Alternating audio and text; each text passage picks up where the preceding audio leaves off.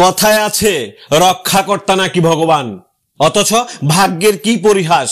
দীর্ঘ বছরের সামাজিক অবক্ষয়ের ফলে মানুষের কথা তো বাদই দিলাম, ভগবানের বাড়ির সম্পদও রক্ষা করা যাচ্ছে না কিছুতেই। ধর্মীয় প্রতিষ্ঠানগুলির আর্থিক সম্পদের উপর বারংবার নিশি কুটুম্বদের হানার ফলে চাঞ্চল্য বিরাজ করছে বিলোনিয়ার ধর্মপ্রাণ ভক্তদের মধ্যে।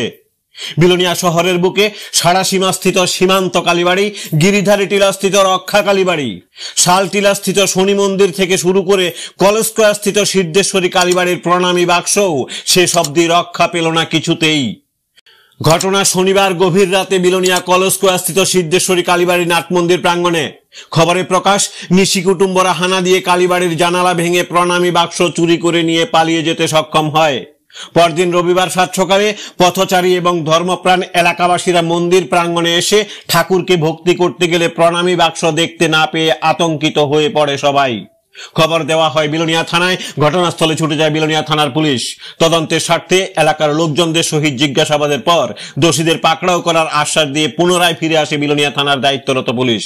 উল্লেখ্য, অন্য কোনো দামি সামগ্রী ছাড়া এভাবে শুধুমাত্র ধর্মীয় প্রতিষ্ঠানের প্রণামী বাক্সের প্রতি আগ্রহকে কিছুতেই উড়িয়ে দিতে চাইছে না সমাজের শুভবুদ্ধি সম্পন্ন সচেতন জনগণেরা। সমাজের কিছু নেশাগ্রস্ত যুবক শুধুমাত্র ড্রাগ, ট্যাবলেট, গাঁজা থেকে শুরু করে বিষাক্ত কিছু নেশা সামগ্রী ক্রয় করার তাগিদে নিজেদের পীড়িতের আত্মীয় স্বজনের আর্থিক সহযোগিতার রাস্তা শেষ করে ধুয়ে মুছে অবশেষে ভর করছে ধর্মীয় প্রতিষ্ঠানের ঠাকুরের প্রণামী বাক্সের উপর। পরিবার এবং পীড়িতের আত্মীয় স্বজনরা সবকিছু পরিষ্কার জেনেও শুধুমাত্র সামাজিক ব্যক্তিত্বের কারণে চিৎকার দিয়ে বলতে পারছে না কাউকেই। পরিবারের নীরব ভূমিকার ফলে ধীরে ধীরে নেশার আসক্তিতে ভবিষ্যৎকে বিসর্জন দিয়ে নিজের অজান্তেই তলিয়ে যাচ্ছে যুব সমাজের একাংশ। যাই হোক, অবশেষে রবিবার বিকেলে গোপন সূত্রের ভিত্তিতে বিলোনিয়া বর্ডার পাড়া এলাকা থেকে মনা মালাকারের পুত্র প্রীতম মালাকার নামে এক যুবককে কলেজ স্কয়ার স্থিত সিদ্ধেশ্বরী কালীবাড়ির চুরি যাওয়া প্রণামী বাক্স সমেত নিজ বাড়ি থেকে নেশাগ্রস্ত অবস্থায় পাকড়াও করতে সক্ষম হয় বিলোনিয়া থানার পুলিশ। তাহলে এভাবেই কি চলতে দেওয়া যাবে সমাজকে? নাকি দেশের ভবিষ্যৎ অর্থাৎ যুব সমাজকে রক্ষা করার তাগিদে সচেতন অভিভাবকরাও নামবে মাঠে? নিজের পরিবারের ভবিষ্যৎ সুরক্ষার তাগিদে সমাজকে নেশামুক্ত করার জন্য যদি এতটুকুও ইচ্ছে হয়, তবে চলুন শুধুমাত্র প্রশাসনের দিকে না তাকিয়ে সাফ কথা বলার জন্য মাঠে নামি সবাই।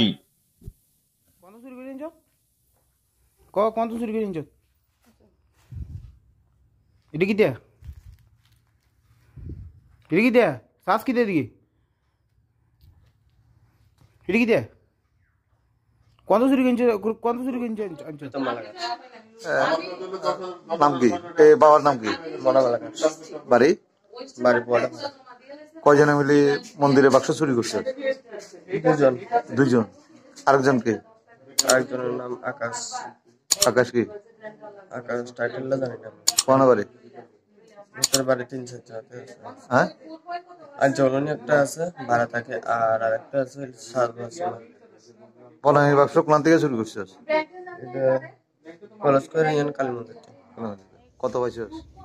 2 বছর ধরেই আমার ভীষণ যন্ত্রণা দিতেছে, নেশা করতেছে। আমি কিছু বললে আমার উল্টা পাল্টা মারতো, উল্টা পাল্টা ভাষা করে। অক্ষণ এমন পর্যায়ে গিয়ে দাঁড়াইছে যে সে বিভিন্ন রাত বিরাইতে বিভিন্ন ঘটনা করে। আমি অনেক কিছু দেখছি, ডাক দোয়াই দিচ্ছি, শুনে না সে।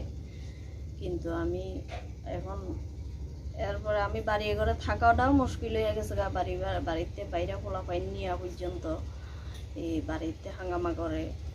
বা আমি হেরে কিছু ডাক দোয়াই দিতাম গেলে আমার উল্টা লাঠি ছোটা লইয়া উঠে মারতো। বুঝলা? কে? ছেলে। প্রীতম? হ্যাঁ, মারতো উঠে। এরপরে আমি এমন অতৃষ্ট, আমি বাড়ি থাকার মতো অবস্থা নাই, আমার গার্ডিয়ান নাই কেউ, আমি সিঙ্গেল, আমরা মা ছেলে। কি করেন আপনি? আমি মানুষের বাড়িতে কাজ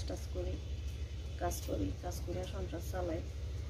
আর সে বইয়া ইডি করতেছে, নেশা করে। সন্ধ্যাবেলা বেরিয়ে যাবো গা, রাত এবার সকালবেলা আইয়া সারাদিন ঘুমাইবো। যে উঠটা এবার আমি কি ভালো মন্দ ডাক দিলে কিছু এই উল্টা পাল্টা আমার লগে ব্যবহার করবো, এবং কি লাঠি ছোটা লইয়া উঠে আমার মারতো। বুঝলে? কিছু যদি আমি কই। আর সন্ধ্যার সময় ইতিমধ্যে প্রায় দিনই সন্ধ্যার সময় অনেক ফলাফাইন আনে, অনেক পোলাপাইন আমার পাড়ার লোকও ধরছে, ধৈরা টৈরা অবজেকশন দিছে, শুনে না। একজন মা হিসেবে ছেলেরা তুলে দিছেন, কি আশা করে তুলে দিছেন? প্রশাসনের ওই আশা করেই তুলে দিছি যাতে প্রশাসন আমার ছেলেরা ঠিক করে, ঠিকঠাক করতে পারে, ঠিক হয় সে, এই কারণেই তুলে দিছি। তো এই যে আমি দীর্ঘদিন এখন যাবৎ তো- নেশা করতেছে, এটার জন্য ডাক দিছেন না? ডাক অনেক দিছি, ডাক দিলে আমার উল্টা মারতো, আয়ে মা কাঠ লইয়া দরজার বাড়ি লইয়া আয়ে মারতো উল্লা, ডাক ডুক দিলে, বেশি কিছু কইলে। আর আমি যত দূরই কথাবার্তি কই, দূরের থেকে কথা কই, যাতে হ্যাঁ মাইর করে মারধর করবো বলে আমি দূরের থেকে কথা কই। এরপর তার কোনো পরিবর্তন নেই। তো যারা এভাবে নেশাগ্রস্ত হয়ে নিজের জীবনটা শেষ করে দিতেছে, তাদের অভিভাবকের কি করতে চাইবেন? আমি তাদের এমন তো প্রচুর ছেলে মেয়ে রয়েছে যারা ছেলেরা নেশা করতেছে। আমি তারারে কইতে চাই, সবাই আমার মতো মন শক্ত কইরা, মনে কষ্ট অবশ্যই সবাই আছে, সবাই মন শক্ত কইরা ছেলেরা ঠিক করানোর লাগে, সমাজটারে ঠিক করানোর লাগে প্রশাসনের দ্বারস্থ হন। আমি এটাই সবার কাছে চাইতেছি, যাতে ছেলেটি নেশাগ্রস্ত থেকে মুক্তি পায়, প্রশাসন মুক্তি করতে পারে, সমাজটা ঠিক করে। এটার লেগে আমিও অভিভাবকের কাছে এই আবেদন করি। তাহলে এই যে নেশারে দূর করার জন্য কি সবাই মাঠে নামা উচিত? সবাই মাঠে নামা উচিত, সবাই নামো, ঘরে সহ্য করো না, অত্যাচার সহ্য করো না। আমি অনেক সহ্য করে, সেটা অনেক ত্যাগ হইয়া, সেটা অনেক যন্ত্রণা পাইয়া, সেটা আমি আজকে এই সিদ্ধান্ত নিতে বাধ্য হয়েছি। সবাই আমার মতো সবাই মন শক্ত করে এই সিদ্ধান্ত মাঠে নামান দরকার, এসব সিদ্ধান্ত নেওয়া। আপনি একজন মা হিসেবে ছেলের প্রশাসনের হাতে তুলে দেয়া, এখন কি চাইতেছেন গঞ্জি? এখন আমি চাই প্রশাসন আমার ছেলেরা যাতে ঠিক করে, আমার ছেলেরা যাতে ঠিক রাস্তায় আয়ে, এটা প্রশাসনের কাছে আমি আবেদন রাখতেছি। বয়স কত আপনার ছেলের? এই তো 20-তে পড়ছে ডিসেম্বরে। 20 বছর বয়স। এই বয়সেই নেশাগ্রস্ত। এই বয়সে নেশাগ্রস্ত হয়ে গেছে।